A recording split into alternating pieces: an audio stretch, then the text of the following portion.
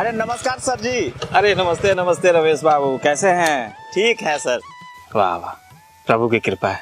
मतलब काम काज खेती बाड़ी सब बढ़िया चल रहा है? जी सर जी, थोड़ा बहुत जमीन है उसमें खेती बाड़ी हो जाती है। अब बाकी बात जो समय मिलता है ना, ये मालिक का मजदूरी कर लेते हैं। बस ऐसे ही जिंदगी चल रहा है। इंसान को जो है ना हर काम दिल से करना चाहिए। जी। लेकिन बच्चा सब के पढ़ाई पे ध्यान नहीं दे रहे हैं आजकल आप। जी, स्कूल तो जाता ही है और ट्यूशनों लगा के रखे हैं।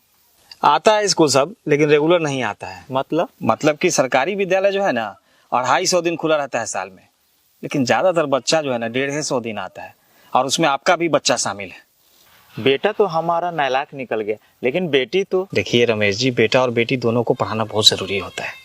अच्छा रमेश जी, एक बात बताइए, यदि कोई जानवर आपका आवारा निकल जाए तो क्या करते हैं?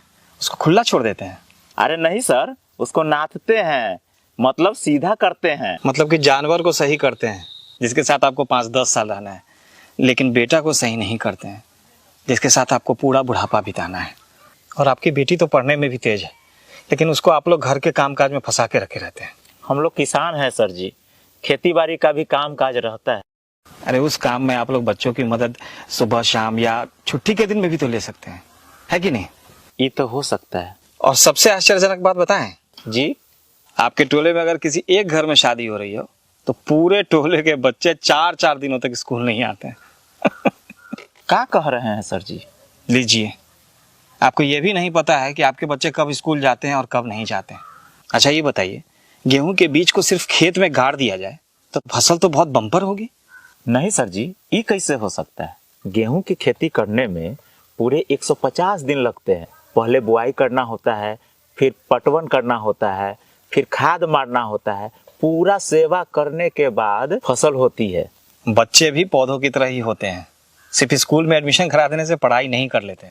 आपको ये व्यवस्था करनी पड़ती है कि वो रेगुलर स्कूल जाएं, उनके पास किताबें हों, पोशाक हों, और वो घर पे भी सुबह शाम पढ़ाई करें, तब जाकर के उनकी पढ़ाई कंप्लीट होगी।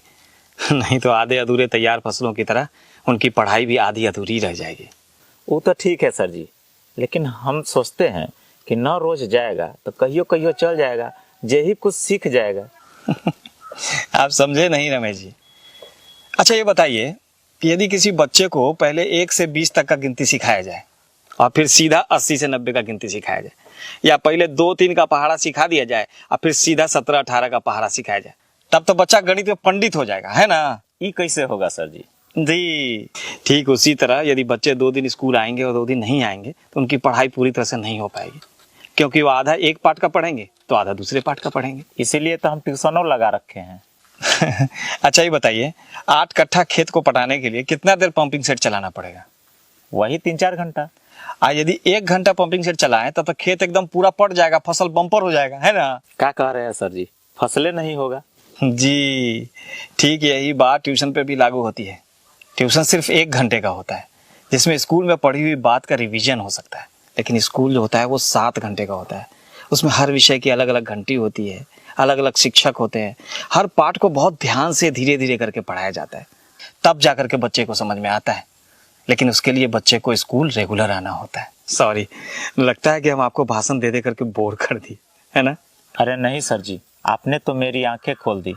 जब हम लोग अपना पालतू पशु पौधों सबका इतना ख्याल रखते हैं तो अपने बच्चों का ख्याल क्यों नहीं रखेंगे? वैसे कहते हैं ना सर जी कि पूत सपूत तका धन संचय और पूत कपूत तका धन संचय। बहुत बहुत धन्यवाद सर जी। अब मेरा बच्चा रोज स्कूल जाएगा, ये वादा है खुद से।